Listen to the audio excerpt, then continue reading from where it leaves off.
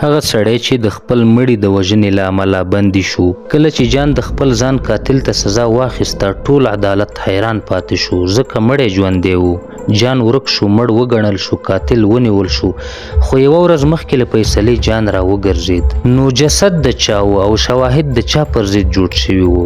تر اوسه دا قضیه تړلې نه ده. ځینې مرګونه قانون هم په خندا کوي. په 1990 کال کې په کاناډا کې یو سړی جان مورین د سختې ترافیکي پیښې نه وروسته ورک شو.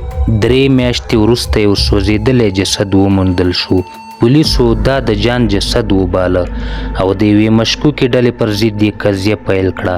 یو تن پیټر د دې وژنې له امله ونیول شو. د ټولو شواهدو له مخې همدی قاتل و. آن د جان د موټر یوه برخه هم د هغه په ګاډي کې موندل شوې وه.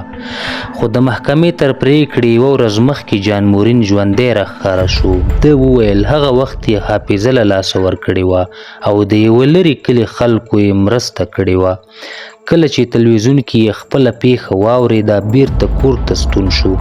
قضیه پسخه شوه، خو تر ننه هم پوښتنه پاتې ده چې سوځېدلی جسد د چا و، ولې پیټر تورن شو او ولې ټول شواهد ورباندې ول.